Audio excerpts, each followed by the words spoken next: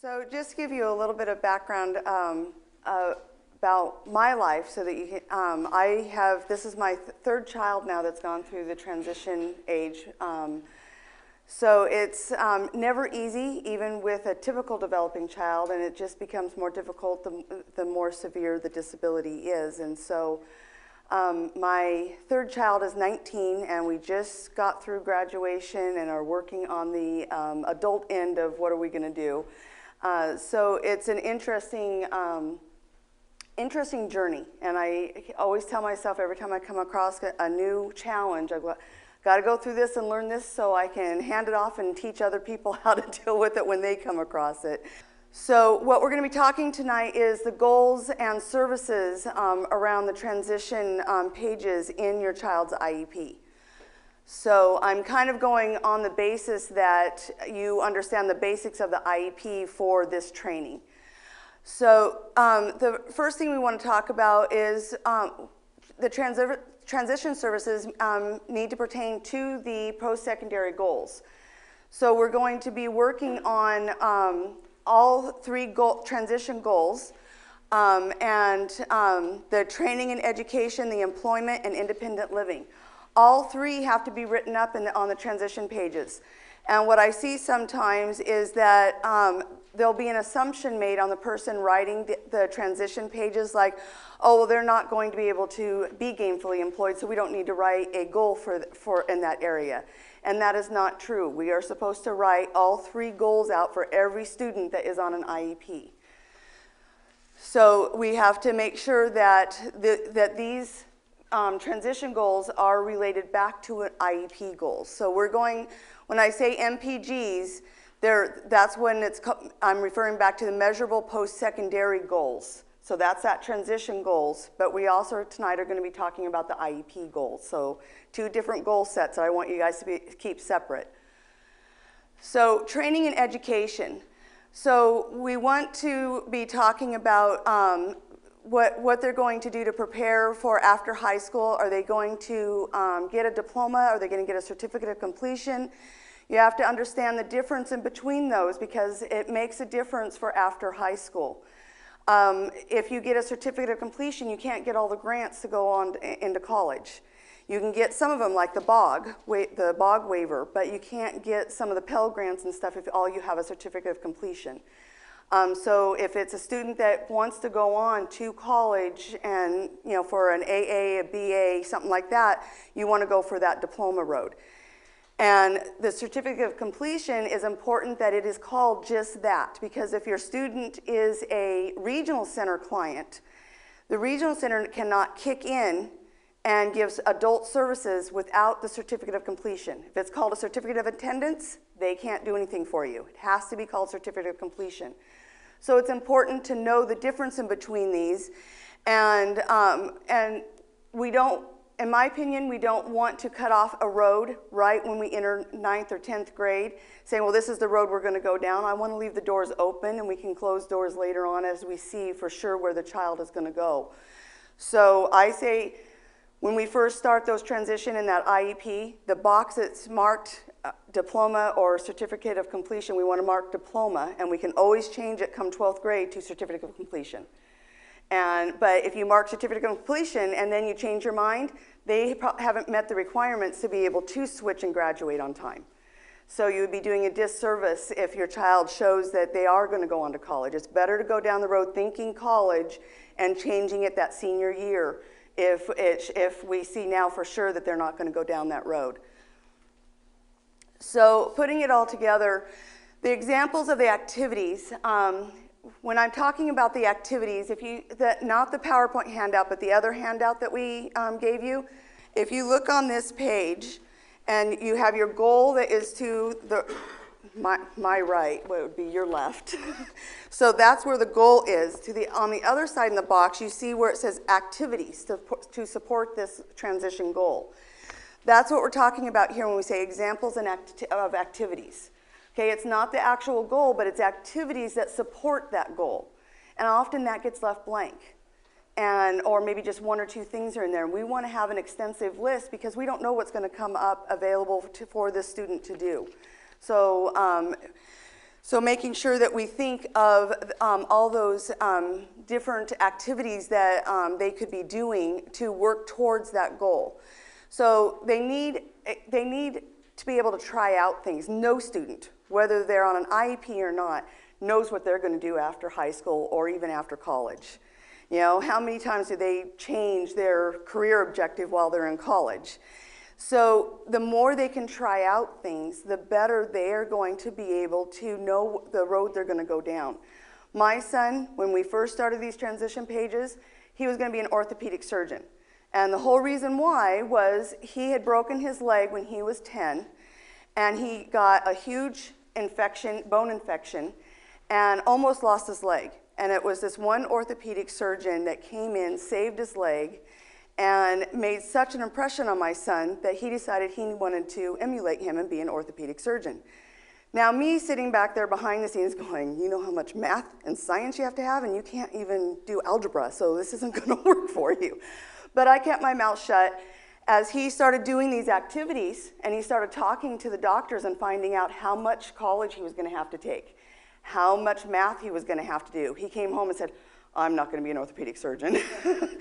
And so we've gone through probably 6 things, and we're still going through them.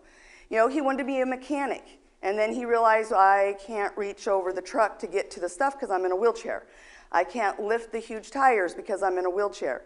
So now he's in a class at the college trying welding. And so he's still exploring, but we have marked off several things on his list before he even hit college because of the activities we had scheduled for him to do. So the employment, it can be competitive or it can be supported employment. The thing that a lot of times people get stuck on is they think of employment as you go out and get a job and you work 40 hours a week and you're getting a paycheck. For some of our kids, that's not an option. My son has so many health issues, there's no way he would be able to get that kind of job because he's not dependable in the sense that he gets sick a lot, has to have surgery, and they can't depend on him to be there when they need him to be there. So that type of employment, the 40-hour work week, is not feasible for him. There are so many other things out there, though, that he could do, and we gotta open our minds and think outside of the boxes for our children, because there are many, there's where they're volunteering, they're job shadowing, there's the supported employment through regional centers. They have things like that. So we got to think outside of the box and get our children out there, because the worst thing that can happen to our children is they graduate and then they sit at home on the couch and do nothing because we haven't thought about the future. And that's probably one of the #1 phone calls that I get is like, oh my gosh, they're 18 and they don't want to go to school anymore. What am I supposed to do with them? You know, they were so concentrated on school and that IEP that they weren't thinking about when the future hit. So for career awareness, we want to provide students as many opportunities as we can. For my son's senior project, what we did is at that point, for his senior project, he had decided he wanted to be a gunsmith. And so I always say it's very ironic in my family, because my son, who is in a wheelchair and has all the health issues, he's my sport buff, he's my hunter, my fisherman, and then my son, who is perfectly capable physically to do all of that, has absolutely no interest in it. And so at this point in his life, he was really into hunting and wanted to be a gunsmith. So what we did is we said, okay, well, you need to start looking into it. Where's the closest school for you to go to school for being a gunsmith? Where are some people that you can volunteer? And so he connected with a place that he had bought one of his rifles at and asked if he could volunteer there. And he started researching and found that there was really no close school, and that it wasn't that feasible for him. So back to the drawing board we went. But that's what this is about, is thinking about a career and then exploring it. Sometimes it's talking to somebody that works in that field. Sometimes it's exploring it on the internet. Sometimes it's talking to educators that teach in that field, and what are the kind of classes that you have to take. So there's things that we have, and there's things that they do job fairs. Usually the high schools will take them to the job fairs so that they can kind of explore the different ones. My son went through a taxidermy thing. So we went to a taxidermy show down here in Sacramento. We drove from Redding down to Sacramento and did a taxidermy show, and he started asking him questions and found out there was a lot of math involved in taxidermy. He decided, nope, that's out too. So it's important that whether it's guest speakers, field trips, job fairs, we get our kids out there so they can start exploring where their interest lies. Because as you can see, just the few examples I've given, I think we're up to 5 different jobs now my son has said no to. And so that's what keeps happening. So with career preparation, number one thing for our kids is being able to fill out an application and a resume, and then how should they appear? What should their appearance look like?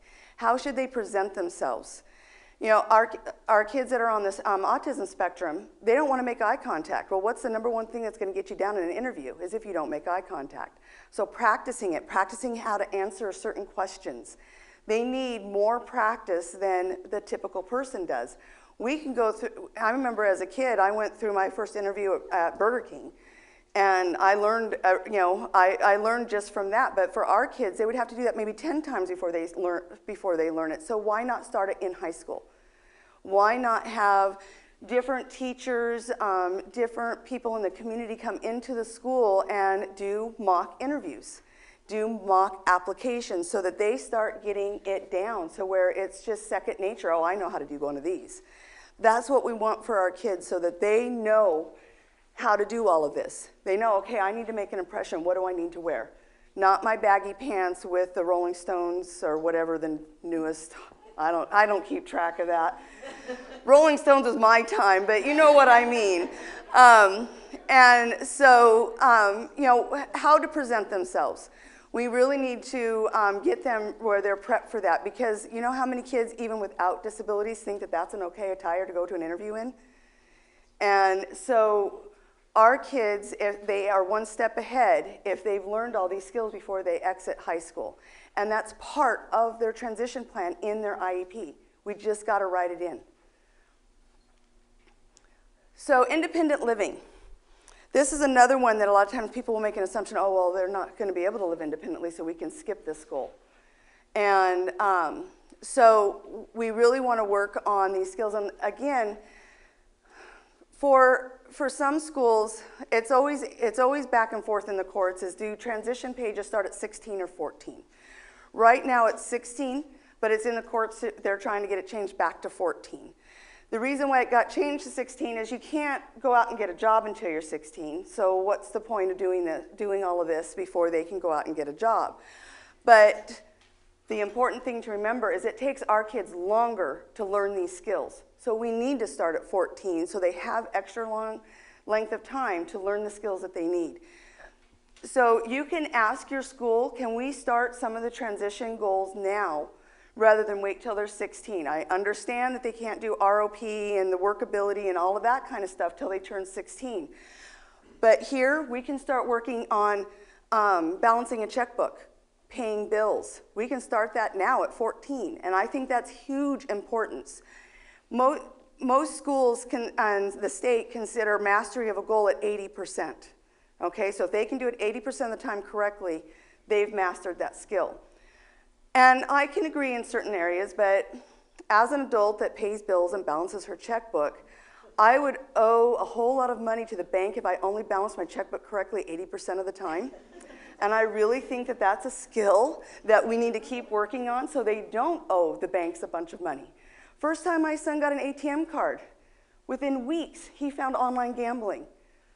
Thank goodness I was connected to his bank account and got notified when his bank account went in the hole. And I'm like, what's going on? And we changed the ATM card so it didn't have a Visa logo, so he couldn't do that. But those are the skills that we want to be working on with our kids. And we can be working on that in high school as well as at home. Okay, now remember, I don't care what a child's disability is. When they hit teenage years, mom and dads lose all knowledge. They're the stupidest creatures on earth, and they're not going to listen to us. So we need them to hear it from others besides just us. And so they need to hear it from school counselors, school teachers, hearing it from others. And we can reiterate it, we can back it up at home. But if it comes just from us, it goes in one ear and out the other. It's really nice when they hit their 20s, at least that's the way it was with my daughters. My second daughter came home and said, wow, you really did a lot for me when I lived here. I didn't realize it. If I don't go and buy toilet paper, we just run out of toilet paper. So it's nice when they hit that age where they can actually say, wow, you did know what you were talking about. You did a lot for me that I didn't even realize. But until then, you are, I mean, that was when she was 22 when she did that. So up until then, I was stupid and didn't know anything. And so you want to work on all of these skills. If it's a kid like my son who is never going to be able to have a driver's license, but he can learn how to use a transportation system if you live in a place that has one. Where we live now, there isn't one. I'd have to get him into Reading to then get to the transportation system. But learning how to use the busing system is important for independence. And some of our kids would be able to do it, some wouldn't. And so those are the types of goals they can be working on. Making change so they don't get ripped off at the store. You know, even if it's just rounding to the nearest dollar amount. So it's, you know, $18.50, and they know to give a 20. You know, so they're not going to be giving a $100 bill, and they say, oh, here's your change, and it's $20, and they just got ripped off. And so teaching them to do things like that, they may not be able to do enough math to know exact change. You know, my 16-year-old, he can do it in his head. He loves it when I go through fast food and they say, you know, $7.85. He goes, how much are you giving him? I'm like, I'm giving him a 20. And then he spits off right off the top of his head exactly how much I should be getting back. My son, Derek, would not be able to do that. He wouldn't even have the clue on what is the closest amount. That was never a goal they worked on with him in school. And I see that that was a mistake now because he could easily get ripped off if he was at a store by himself. And so, and there are dishonest people out there, you know, and so you got to protect our children by giving them as much knowledge as they can have. If they get ripped off, at least it's only $2, it's not 40. And so being conscious of that. So, so there's, you know, one thing that I go around and around with people is housing. Well, they're going to always have to live at home. No, there's different versions of home. I have parents who actually have like a mother-in-law's quarters, and that's where their kids live. And they have a support system built for them, so they're separate, but they're still there to oversee if needed. They might be in an apartment that's just down the street from the parents. So the parents are still close, but they are out on their own. So there's different types of housing, and we got to think of those different possibilities. And then, okay, so what are they going to need to know to be as independent as possible? Right now at 19, my son, he's not able to live out on his own. Just like Gina's son, who's 20, is not able to live out on his own right now. But we can still teach him how to load the dishwasher, unload the dishwasher. We can teach them how to do their laundry. We can teach them to do simple cooking. And so those are the skills that we can be working on under independent living. And we should be working on, because our goal with these transition pages is that they get as independent as they are capable. And every one of our kids are at a different level. So every single transition page should look completely different, because they should be individualized to our child and our child's capabilities. The adult agencies and the voter registration, you got to start thinking about that even in high school. I think that we touch on this later, but I'm going to say it now because this is when it's in my brain, so it's going to come out now. Part of independence is when they turn 18, they become the ones that are in control of their IEP. And so even though we may have intentions of them staying in to get more of these skills until they turn 22, if they say no, there's no way of making them stay in. And so we got to take that at my son, there was no way. 18, I'm done. I think Ethan was the same way. He was like, no, I'm supposed to be done with school. So they know their peers are graduating and aren't going to be there anymore. And they're like, what's the next step? My sister-in-law, she knew, even though she is cognitively like a 7-year-old, she knew at 18 she was supposed to be done with school and that she was supposed to go on to college. We knew she couldn't handle college, but she graduated, she signed up for college, she went one semester, and then she came back and said, yeah, I don't want to do college anymore. And so she made that decision for herself. And that's what we need to allow our kids do, is we protect them and we give guidance, but we let them come to their decisions on their own. That's part of being independent. Ethan was right on. He didn't even want to go to college. He's like, all done. And that was something that my son was interested in. And so, again, I was like going, well, why don't my son was on home and hospital on bed rest for a year and a half before he graduated. And so I said, why don't you take nutrition and like exercise classes, because you've been in bed and you need to build up your muscle tone again. And so we took easy classes his first semester, so to build him to see exactly what he's capable of. And so, but you got to start thinking about those adult agencies and stuff that are going to help you with that transition, because just because you are thinking school till 22 doesn't mean your child is going to follow that road. Sometimes they surprise us. A child, my sister-in-law, she's one that usually just goes along with the flow with whatever you guide her to do, and then she put her foot down. No, I'm supposed to be done. I'm out of here. And so she changed the course that we expected to go. And so you got to be prepared for that. Have already reached out and talked to other agencies, so you have a contingency plan for when your child throws you in a new direction.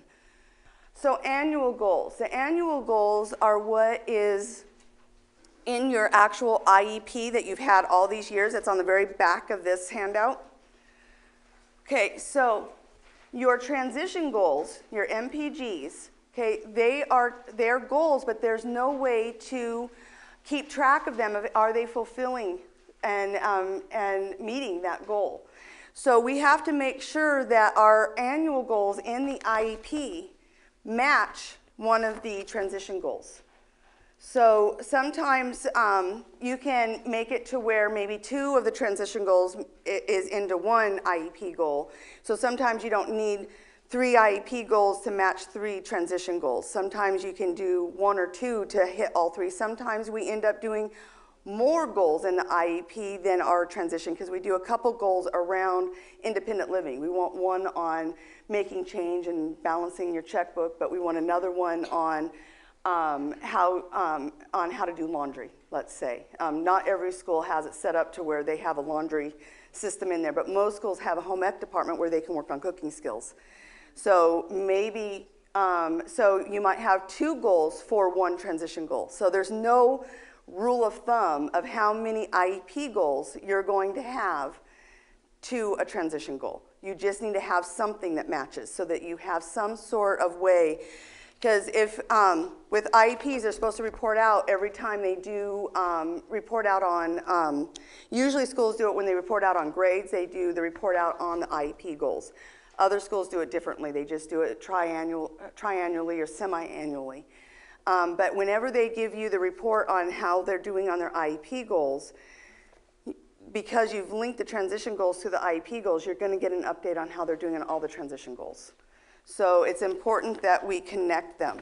So if you look back to your front of this one, to where they write the goal, if you go to the bottom of where they write that goal, it says link to annual goal number, and they're supposed to fill in what goal number this transition goal is linked to. So you need to make sure that that's actually done so that, that you're able to keep track of this. Okay, so what needs to be written? There needs to be a baseline and a measurable annual goal. So baseline is, where are they performing right now? Okay? Can your child make a sandwich? Can they do the mayonnaise, the meat, the lettuce, the tomato? Can they make a sandwich? And if the answer is no, they have absolutely no idea that's what it should be. They have no baseline on how to make a sandwich. So then the measurable goal is, by the end of this annual IEP, they will know how to make a sandwich. And so you would have 0% knowledge in the baseline and 100% knowledge when they're done. When you do a goal to make it measurable, it has to have numbers in it. Out of 3 out of 5 trials, they can do it 10% of the time, and we're working towards 80% of the time. It has to have, so we can see the growth. If they can do it 1 out of 10 times or 0 out of 10 times, and our goal is they do it 10 out of 10 times, those numbers need to be written in there. If we're doing it by percents, they can do it 0% of the time now, and our goal is 100% of the time. That way, when we get the reports on how they're doing on these goals, they report out saying, oh, they're doing it 30% of the time. And you're like, wow, that's pretty good, because we started at 0, and this is the first time they reported out, so we're doing good. If they started out at 0 and our first report time it says they're only doing 5%, I'd be going, okay, meeting time. I need to find out what's going on, why we haven't made more growth since the annual IEP. So that's why you want to make sure they're measurable.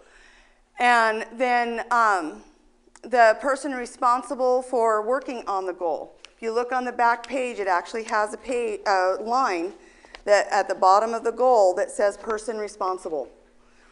And then short-term objectives and benchmarks, not everybody uses those anymore. As a parent, I like them. It makes it easier for me to track of whether or not my child is making progress. So if I'm working with somebody that doesn't use the benchmarks and objectives, I ask them to just write in just enough information for me. So you see on the back here it says progress report and then there's a blank date. So this is if I'm working with somebody that doesn't do the short-term objectives. I'm like, can we just write in that you're going to give me a report in what month? Is it November and then March? What months are you going to give this to me? And if we're doing it percentage, let's say they're at 0, at that first time in November, what percentage do you think they should be at? And I have them write the percent. And I have them do that at each report out time, so that way when I get the report, I can compare back to this one and say, okay, well, we expected them to be at 30% and we're only at 5 or 10%, so I need to call a meeting and find out what's going on with this. That way I know if they're making the right progress or not. I'm not the trained professional to know if they're making enough progress. I need something to go on when I get that report.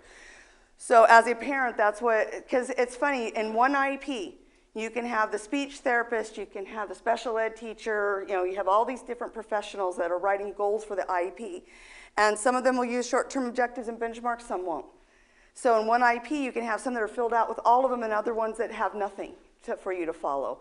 So I understand you don't like using those, I can appreciate that. Can you just do those 2 little things for me? Write in the month and write in the percentage. And I do percentages better than the 3 out of 10, so I always ask for my goals to be written in percentages instead of the 3 out of 10 trials. That's just me personally, as a parent, what worked better for me for understanding where my child was. And I never had anybody absolutely say no to me. They're like, well, that's not how we usually do it. And I'm like, it's just easier for me. Is that possible for you to do it for him? They're like, okay, we can do it. So I got things like that, but nothing where it was an absolute no. I just explained this is the way, and everybody's different. Look at your child's IP, see how it's written, see which ones you understand and which ones you're like, I'm not really sure what they're wanting. Find the style that you can follow the easiest and then ask them to all the goals to be in that style so that you can follow easier how your child is doing. It's important because we don't know how well our child is doing on the transition goals if we don't have the IEP goals written to match them and that we follow them. And that we know where our child is on each one of these. So tying goals, you have some examples of this on the very front page. So you see under examples, it gives you like different levels of child. So given XYZ college information, Jim will demonstrate knowledge of the college's admission requirements by verbally describing the requirements and identifying admission deadlines with 80% accuracy. So this one's going with a percent. So that is our IEP goal, where our transition goal could be any one of these. So after graduation, Jim will be enrolled in an IT program full-time at XX College.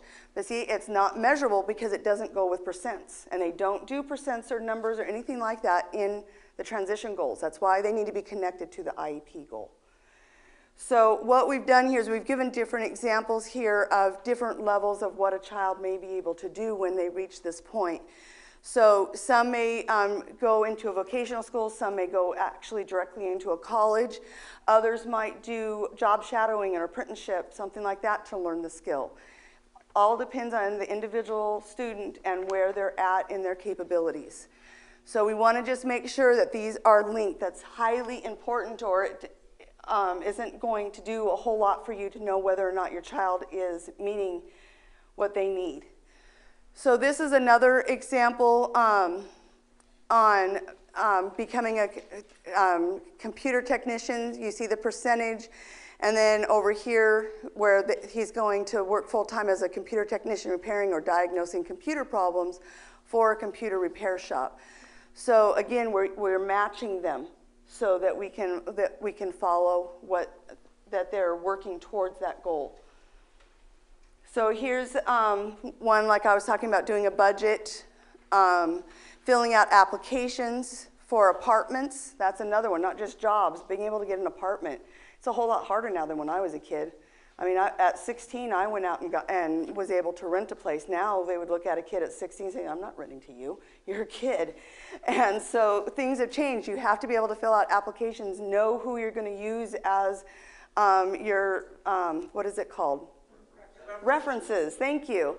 And so we need to, so those are things that we can practice with our students, whether it be from the parents or maybe it's something they start at school and we finish with them by pulling out a newspaper and practicing looking up things.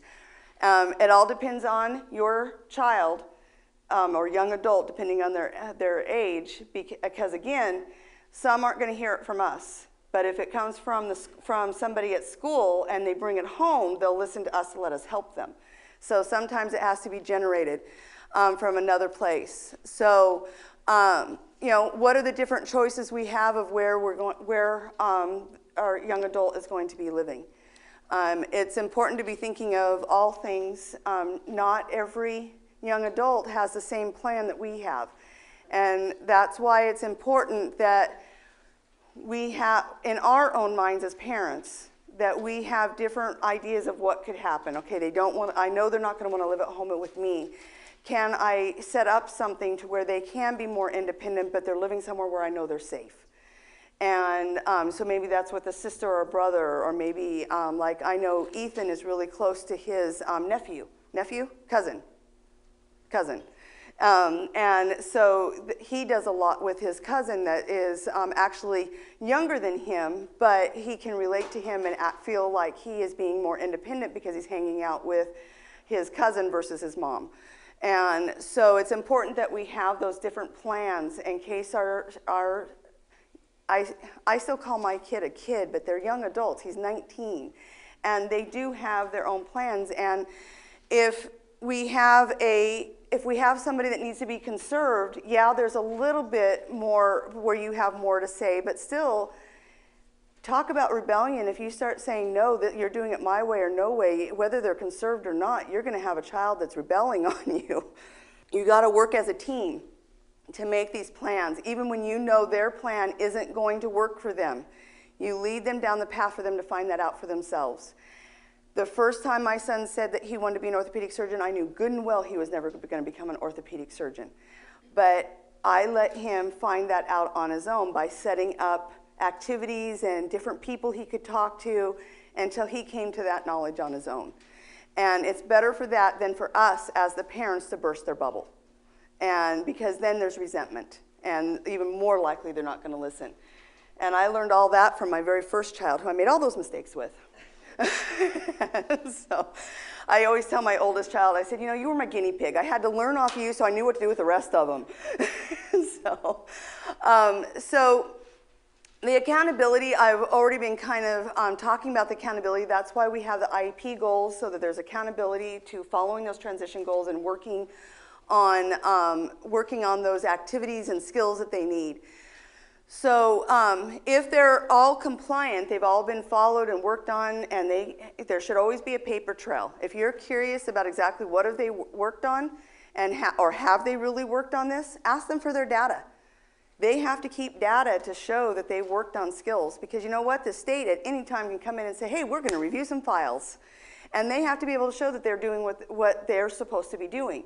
You can see that data too. If you are, maybe what they're working on is completely different than from what you were working on at home. You're like, okay, show me what you've been doing, because it's not connecting with what we're doing at home.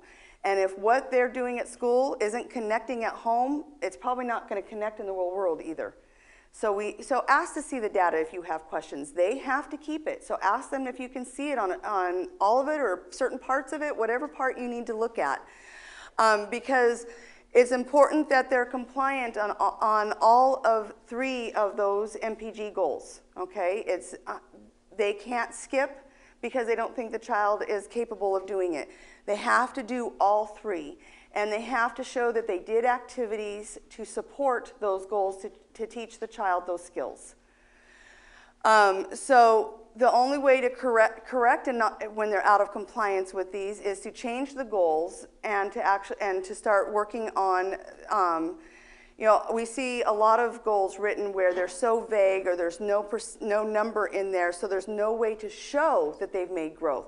They may have been working on it, but how do you show the growth when there's not that figure in there? And so it's important that they know how to write the goals correctly. And you may think, well, why does it matter to me if they write the goals correctly? It's so that you know that you can follow and know that they are making improvements on this skill, because these are skills that they're going to carry on even after we're gone. They need these skills for life, and we cannot always be there every day, every minute of their life. They need to learn these skills for themselves. And yes, we can always be there to help, such as when we have an ATM card with a Visa and we pull it from them because they're not using it appropriately. But they need to have the knowledge of what is appropriate and what's not appropriate.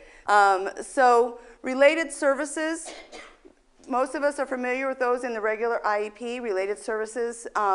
What related services are they going to need to meet those transition goals? They may be different than what they've been getting up until this point. Or the goals may just be completely different. It may still be OT, but we're going to work on how to sign their name so that they can sign a check to pay the rent. It may be, you know, in this day and age, you don't even need checks. Maybe it's learning how to go online to pay your bills online.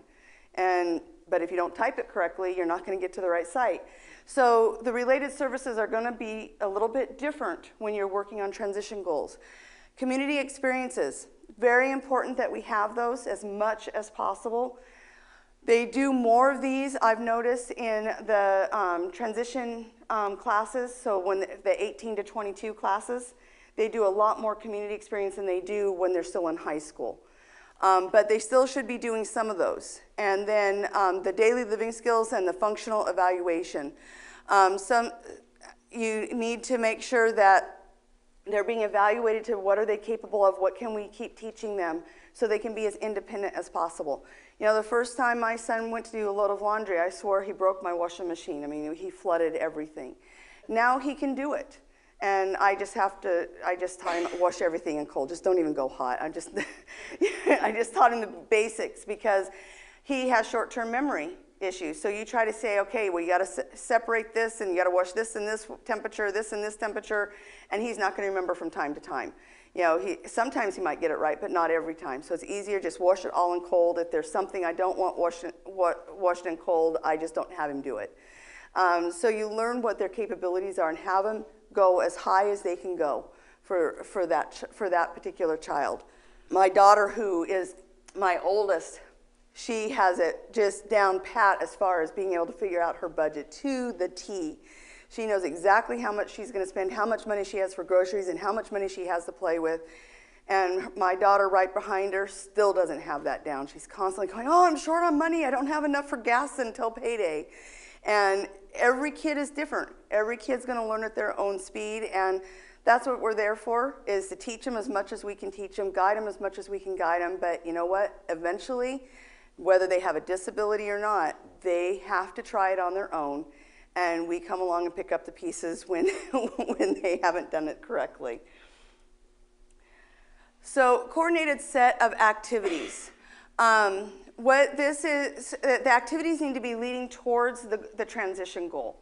So if the goal is that, let's say it's an education goal, and we're working towards that we want to, let's just say, be a florist, okay? So what activities actions that could happen to help the student achieve their post-secondary goal?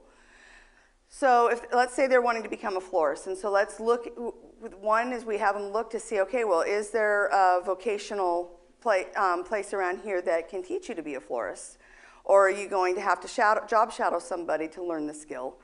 Actually get into the florist shop And what if they're suddenly now allergic to flowers? You didn't know that before. Well, that one just went out the window. I had a girl that loved to bake. And so we actually found a mom and pop bakery in her town that allowed her to come in and work with them and learn how to bake. Another girl, she loved reading. We really struggled with her. She didn't know what she wanted. She just wanted to stay home with mom.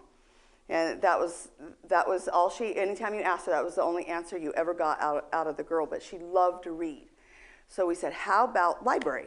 Let's get her in at the library. And so they actually were able to teach her, even though she couldn't do math, she could put numbers in order, so she could put the books in the order that they needed to be put out on the shelf. And so you got to go with child interests. You got to go, you can't just say, well, I think she's going to be capable of this, so this is what we're going to do. You got to go down the road that the child is leading you.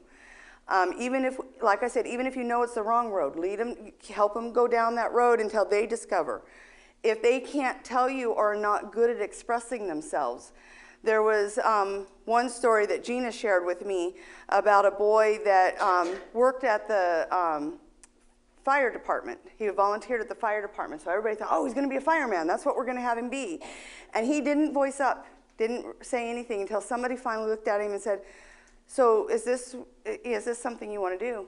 And he's like, no. And here they've spent an hour making this plan around him working in the fire department. And he goes, I don't mind volunteering there, but that's not what I want to do. And so it's important that we get as much information out of the student as we can, because what we think they're good at or what they're interested in may not be what they're truly wanting to do in life. And so sometimes it needs to be one-on-one because they're not going to say anything in the IEP. You know, my son will talk to you one-on-one, but you put him in a room full of IEP. I had to have cue cards in front of him to get him to speak up in his IEP. And, you know, there's other kids that will stand right up and talk in their IEPs, but others won't. So those kids we have to pull off to the side and get the information. And, you know, once the information was out, and you can put it on a cue card, like a little index card. My son would go to town at the IEP meeting because he would just read. He wouldn't have to depend on his memory. With his short-term memory, didn't work for him. And so we had to do it ahead of time and have it on cards so that he could present what his interests were and what he wanted to explore.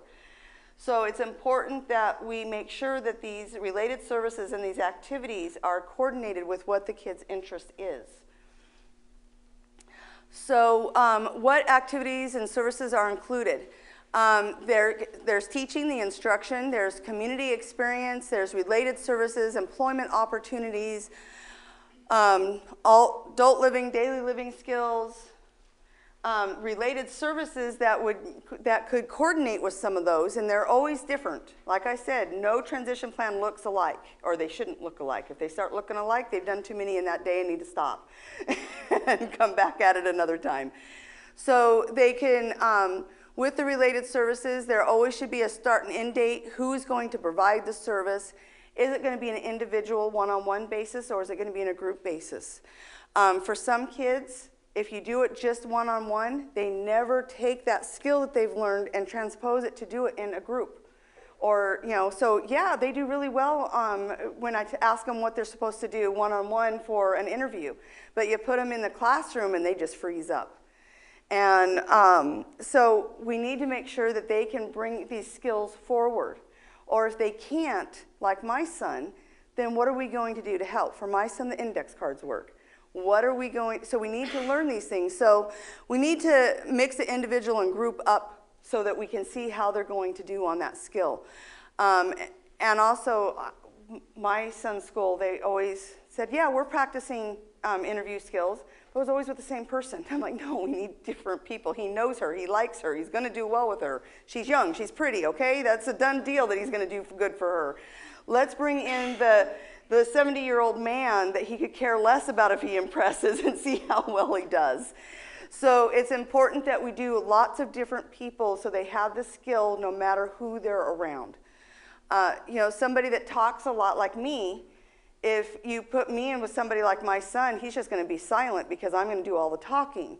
I mean, he has to actually look at me and go, Mom. And I'm like, okay, yes, quiet, okay, talk, Derek.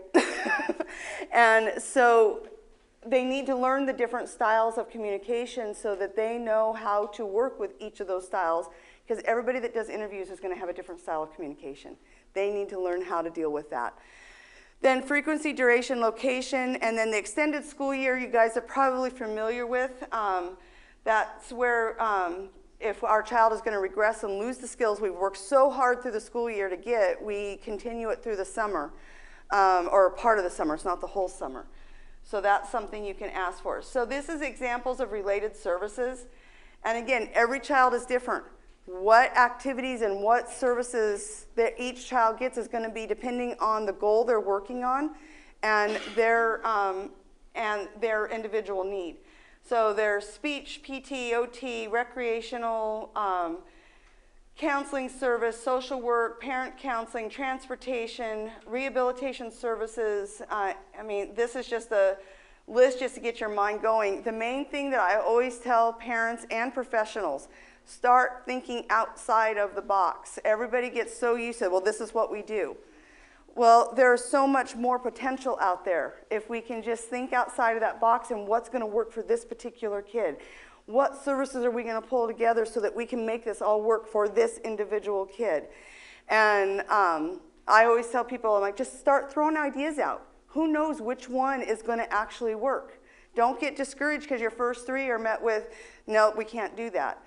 You keep throwing out, that's how I do IEPs. I'm like, okay, so this is what we're wanting to accomplish. Okay, so how about this way? Well, how about this way? Well, how about, yeah, that way would work. Okay, let's talk about that way. And you just keep throwing them out, all your different ideas. And it's funny, when you start doing it, you'll start noticing other people around the table start coming up with ideas out of the box.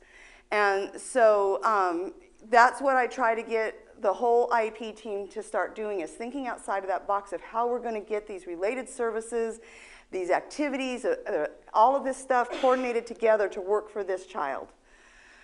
So who is involved in the transition team? It can be any or all, depending on your student and what they're working towards. Our school psychologist is always involved with ours because my son had a really good relationship with her. He would call me in tears at high school because something happened, and I'm at work. And I would call Melissa and say, Melissa, Derek's in tears. What school are you at? Because school psychologists, they work many schools. They don't usually just have one school. And she says, I'm just up the street. I'm on my way, Wendy. And she would go down there and help him through whatever it was. She was his connection. And she was one I knew would take care of my son without a shadow of a doubt. And so we relied on her. So she came to every meeting. Because besides me, we called her his other mother. Because besides me, she was the one he would go to. And so who are you going to have? Ask your child, your student that you're doing an IEP for, who would you like to have at this meeting? Get their input. Maybe it's a specific teacher that they really related to and that teacher really got them. Maybe that teacher needs to be there, even if they're not their teacher anymore. So agency participation. They're actually in the transition, there must be evidence that a representative from another agency, like disability, DOR, Department of Rehab. See, I just really, it's too late. I'm not supposed to be having to come up with words this time of night. I can come up with abbreviations, but don't ask me what they stand for. So somebody like that, maybe it's regional center, because they're going to be carrying on the adult services after high school. An outside agency that's going to be carrying on adult services should be present at the transition IEP. And then what I said earlier, once they turn 18, then the student has to be involved. They have to agree to the IEP. So your rights are basically gone. Now all the rights are your child once they turn 18. The only difference is a child that has been conserved. But I can tell you, going through that conservatorship process with my son, you can't start it till they're 18. So, and it took me about a year to get that conservatorship. So he was already, even though he turned 18 before he graduated, he had graduated by the time I got him conserved. So for a year, for a year, your child basically is going to have their ed rights and can do whatever they want. There was one time several years ago, we had a girl that turned 18, And she knew she had to stay in school. She wasn't ready to graduate, but she was done with the IEP. She did not want the IEP. And the mom wanted her to stay on it because her mom knew how much she needed it. And so we had both calling our office. The 18-year-old saying, would you just tell my mom to back off? I don't want this IEP anymore. And the mom saying, I don't know how to get through to my daughter. And so we had to, basically work with both parties to do what was best for the student. And it was one of those situations that I said at the very beginning of this. Mom knew nothing as far as the daughter was concerned, but she would listen to other people. And so it was help guiding her on what is best for your education. She was tired of being pulled out from her classes. So thinking outside of the box, what can we do to fix this for her so she can still have the support of the IEP, but she's not getting pulled out of her classes and away from her peers all the time. And so being able to resolve it. So a lot of parents think, oh, I'm just going to conserve so it won't be an issue. It will be an issue because it's going to take you about a year. And that year, they have all the ed rights. And even if with conserved, if you have a student that's saying, I'm not going to go to school, show me one parent that can make an 18-year-old do something they don't want to do. It's not going to happen. Even when my son was younger, I could ground him from everything, say you have to be in your room, you don't get computer time, and literally I grounded him from everything and had to be in his room. And I can't even remember what the situation was about, but he lasted 3 days before he gave in and did what I asked him to do.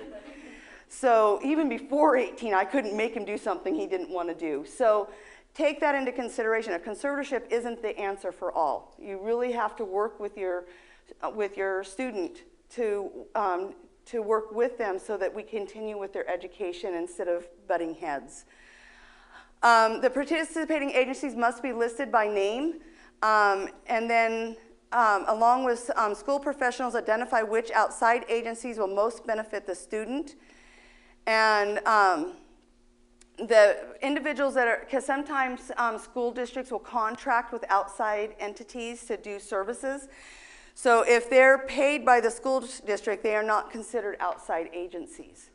And that's really important to have those outside agencies there because you can get information that you need to do that next step because they're there. But most of those outside agencies, such as the Department of Rehabilitation, they're very, very low staffed. And so if you only give them a 2 weeks notice, they're not going to be able to come. So you got to give them at least a month's notice. And so you got to tell your school, I need more notice than what you normally give me because of the other people I want invited to the IEP. See, I should have just went to this page. It spelled it all out for me. So Department of Rehabilitation is probably the number one that comes. Regional Center is probably number 2 that usually comes. The others, it really just depends on how well staffed they are. So like Social Security Administration, I've never known them to come.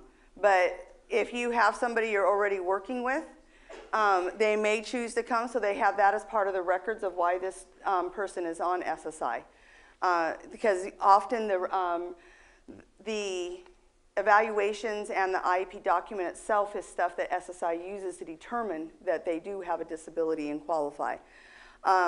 So an important one, if you can get them there, is disabled student programs and services. That is the department you're going to be working with at the college level to give them the supports that they need at college. And I can tell you right now, because I'm living it right now, they don't like working with you. They want to work with a student. So they will not talk to you if the student does not give them permission to talk to you. And even then, they don't want to talk to you without the student there because they're supposed to be talking to the student. And I've had more parents call me saying, I've written letters and da-da-da-da, and they are not responding to me. And it's like, help your student at the college write the letter and have them submit it. It has more power than you. They will ignore the parents because it's the student that they're dealing with, not the parent. It's not the same as high school. It's not the same as grade school. This is college, and they are going to work with the student at the college. And yes, you can be there if the student gives you permission, but you have to make sure that the student is the one doing the communication, and you're just there to give them support. I went round and round with my son's DSPS worker, because they were giving him information, and by the time it goes through my son's little brain and comes back out of his mouth 3 hours later when he sees me, I'm not getting everything. So we had some major complications when he started, because he told me they have a book that they're going to scan in, and then it's going to be in my computer, and I can just read the book on my computer. I'm like, okay, that sounds pretty cool. So that was what I got from him. What it actually was is we had to purchase the book, then they could run it through their scanner. So we missed the whole, we need to purchase the book, Mom. And so I'm calling the DSPS worker going, okay, second week and there's no book. He still doesn't have the book. What's going on? She goes, well, you guys need to buy the book and bring it to him. I'm like, oh, well, I missed that part. And so I had to work with them to say, whatever you tell my son, you need to also send me an email so I get all the details and know and make sure that he follows up with what he's supposed to be doing. And it took me a while, because she's like, no, I need to be talking to him, not you. And I finally said, okay, either you follow up with me on an email, or I'm going to come in and sit in your office every time he comes there. So do you want me in the office with him, or do you want to just send me an email for what happened in the meeting and what he's supposed to be doing? And she goes, I'll send you the email. I'm like, thanks. That's what I wanted to begin with. But hey, I'll give you choices if you want choices. So whatever areas that you are going to need to connect with for your child, a lot of kids end up hitting most of these throughout their adult life at one point or another. So knowing where they're at is important. Also finding out what their requirements are. I found out there's a class I have to go to from Department of Rehab. Me and my son have to go to it before they will start services for him. So that's a nice little piece of information to have. I'm like, okay, so I can't just call him up and get help. I need to take a class so that I'm done with that part. So when he does need the help, we've checked that box off and they're ready to step in. So knowing what their requirements are is important so that you can access the services when you need them for your child. So putting all this together, when a student's annual goal, transition goals, and related services tie together, and the student has knowledge about their disability, the accommodations they need to be successful, and the laws and rights that protect them, it all comes together. So remember, for our high school students, we're wanting to teach them how to do this on their own, and we're their backup. Because once they hit college, once they hit that job, that adult life, we can't always be there. They try to shut the door on us. And so you need to know that where their capabilities are, so that you're confident in, I can let them do this much on their own, and then here I need to be backup for them. Here I can step back. You need to know that, so that your young adult can be as independent and as successful as they are capable of being on their own. I mean, that's what we all want for all of our children, is to be as independent, as successful as they can. And it's more of a struggle for our children that have disabilities, but they are capable, just in a different way. And, you know, it's something that is as simple as this, but it says it so well, is when my son was kindergarten, and the kids always excluded him from playing ball because he was in a wheelchair. How can we play ball with him? It always hits his wheelchair. And so I went to school, and Derek and I showed them how he played ball. And then he was included after that in all the ball games. He had to do it differently. You couldn't play ball with him the same way you would play with somebody that's standing up. But he was capable of doing it. We just had to show everybody how to do it. That's what we do for transition. They may do it differently, but they're capable, and we just got to teach them to be as independent as possible and teach those around them how to work with our child. So this is kind of the circle around the transition plan: the family involvement, program structure, student-focused planning, student development, interagency collaboration. So all of that needs to be part of that transition plan. And, you know, the one thing, and I don't know who's here as far as working in the schools versus parents, but the one thing that I notice, because I go to IEPs occasionally to help out parents that are really struggling, but the one thing I see, and I know that they have to do it this way, but I'll go into a meeting and one of the professionals there, whether it be the special ed director or the school psychologist, will say, this is my 6th IEP today. And to them, it's like, let's get this document filled out and done. Where for us as parents, this is our baby. And so knowing that that's the only way they get everything done, is they have to get it done. But we sometimes have to draw them back in, remembering this is our baby, and we got to take the time and make sure that this transition plan is written for my baby, not just filled out as the least amount that you have to do to say that it's compliant and it's done so we can move on to the next IEP.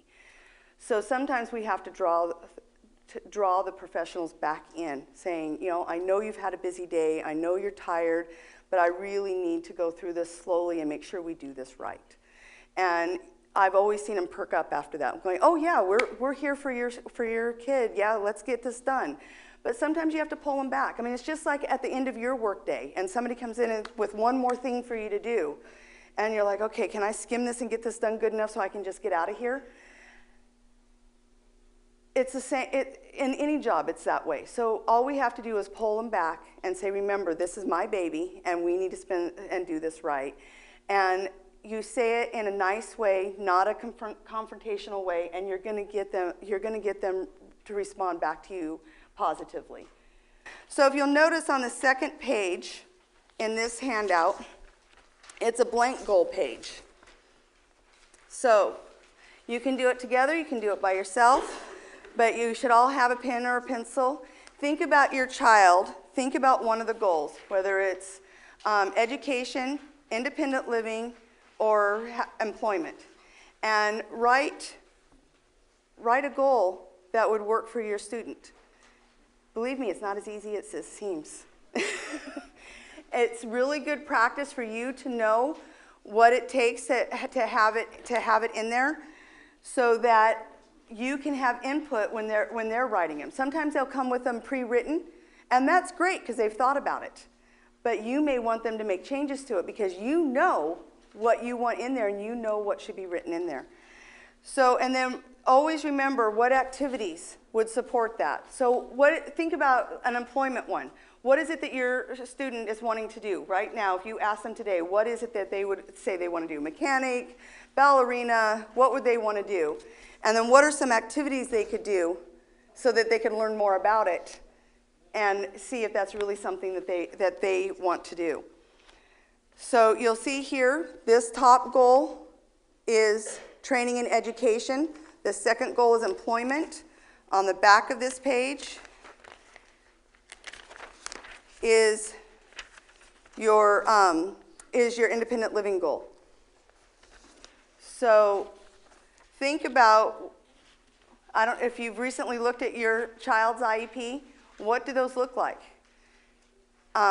Is there something that now that you've taken this class that you want to get it up there and make it a little bit stronger so that they are getting more practice out of it? The other page that's in here that I want to share with you is this one. It says course of study. What this is actually supposed to be is for high school, the 4 years, what classes are they going to take, or what classes have they taken? So let's say they're a 10th grader. The 9th grade courses that they took would be there. The 10th grade plan, 11th grade plan, 12th grade plan. That doesn't mean they have to stick to it. It can change. But it should be written out. What is the plan for all 4 years right there? A lot of times I see that blank, or I see attached transcript, but there's no attached transcript. Or there'll just be 1 year there. What is the plan? What is the game plan for your student? And then if you see under course of study, it says diploma and certificate of completion. So again, you want to know what's marked. Because a certificate of completion is marked, and then come 10th, 11th grade, your student says they want to have a high school diploma, too late. So you really want to know what's marked and what they're working towards. And then the CASHI, the California High School Exit Exam, they can take that multiple times before they have to pass it. My son passed it on the skin of his teeth. You have to have 350 points to pass the math portion and the English portion, and he got 353. And so we barely made it. I'm like, woohoo, don't have to do it anymore. But some kids have to take it multiple times before they get it. Some kids are never able to do it. There is a waiver That, again, that's in the court system, so I don't know how long that waiver is going to be around because they're going back and forth of what it should be, but right now it's there. So if your student's taken it multiple times and now they're going in their senior year and they haven't been able to pass it, you can fill out the waiver so they can still get their diploma. If they've met all the other criteria for that diploma, they can get a waiver for that. So, and then the age of majority. By law, they have to show that they have talked about that to the student before they turn 18. And so you can't go, no, don't talk about that, I don't want them to know. They have to. It's law. And so they have to mark it who talked to them and when on this. So that's that last page of that transition pages. So as you can see, depending on how much gets typed into them, it could be 3 to 4 pages long, just depending, because it expands as they type into it in the computer. So I can't always tell you this is going to be on the second page, because if there's a lot of typing done, it could actually be falling in on the third page. But those are the transition pages. There's not that much to them. And the reason why there's not that much to them is because they all should be linked to that IEP goal. So you're going to have one or more goals in the IEP that are related to the transition goals. So that's where you're going to get the meat of it.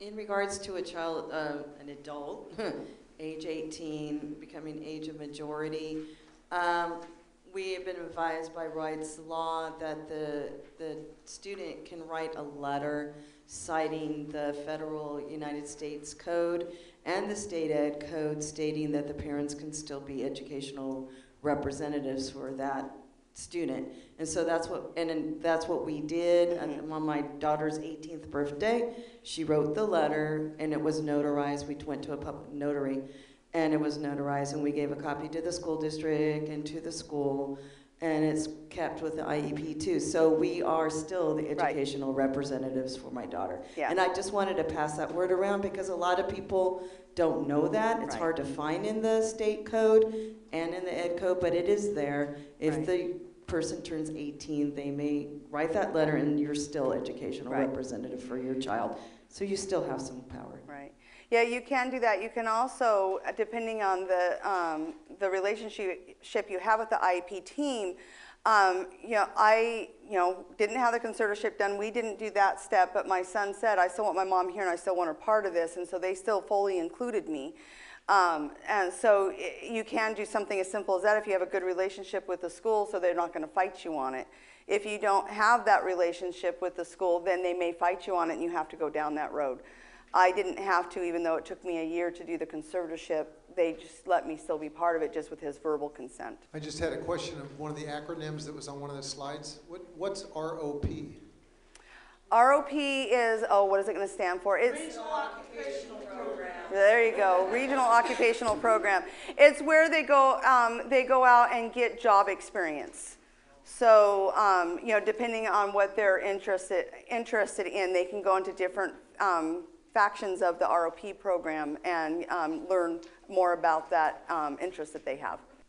My question is related to getting the outside agencies to actually come to the IEP and going beyond just the requirement to notify them of the IEP. Are there any tips or,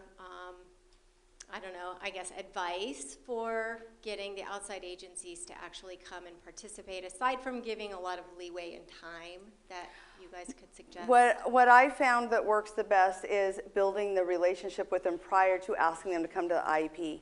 So before that meeting, you schedule a time to go visit with them and get to know them. Tell them that you are going to be scheduling an IEP and that you intend to use their service for your child when they graduate from school, and you'd really like them to be part of that meeting. You build that relationship, and then they're more likely to come because they know who you are. They know your name. They get invitations all the time, and they have no idea who these people are. But if they have a face to put with the name, they're more likely to come. I guess I have this question. Our son is a freshman right now, and he is asking about transitioning eventually into the job force.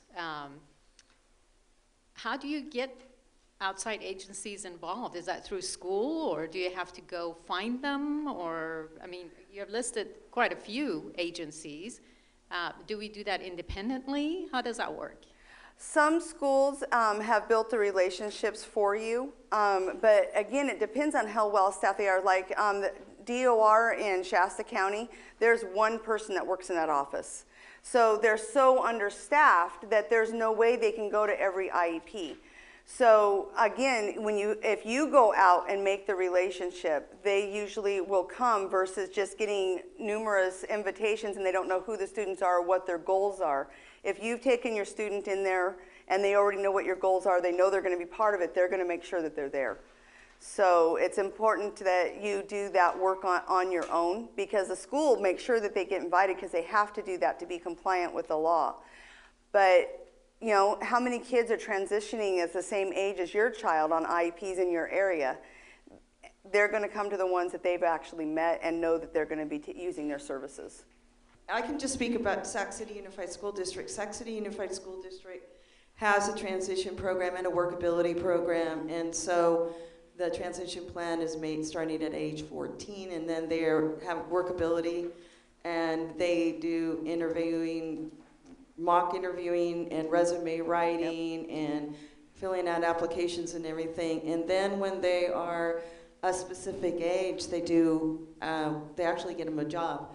And so they work in either a summer program and then maybe during the school year. So it depends on your school district. I would really check with your school district and see if they have workability. Right. Sac City Unified School District has workability. My daughter worked this summer, and they're assisting her in finding a job during the school year. Yeah, every school district is different, so that's why if you talk to one parent that is in this school district, it may not be the same in your district. I went down to another county from where I'm at, and their idea of workability was they were teaching all the kids how to make greeting cards. And I'm like, this is your workability? I'm like, okay, I'm going to be nice. I'm not going to say anything. But they do it very simple, so it's easy across the board. Others really get into it and do it individually. So it really depends on the school district. And if you happen to be in the school district that doesn't do a whole lot, start encouraging them to do more. You know, because it is possible. Because like the district you're just talking about, they're leading the way. So you can say, you know, I've heard wonderful things about this school district. Can we maybe go there and see what their program's like and maybe start doing it the same way over here? And it may be a slow process, but you can make change if you work with the school. Because sometimes, you know, I'm working with this one SELPA director right now, and she's new in her job. And she would say things that I would be like, okay, you shouldn't have said that. I didn't say that to her. That was the thought in my mind. And it was because she didn't have the knowledge. She didn't have the experience. So sometimes you don't know the person you're working with, how much training, how much experience they've had, and you may find that you yourself are educating this educator. So, you know, always be willing to do that and know what are the possibilities so that you can. And talking to other parents, talking to resource centers like us, we can tell you, because we see what different counties do, and we can tell you what we've seen out there so that you can then start researching for your area. The UC Davis Mind Institute was created in 1998 with a promise to find cures for neurodevelopmental disorders. Every day, our physicians and researchers come closer to fulfilling that promise. Their groundbreaking research on autism, Fragile X syndrome, chromosome 22q11.2 deletion syndrome, ADHD, and other brain disorders are helping children achieve their fullest potential.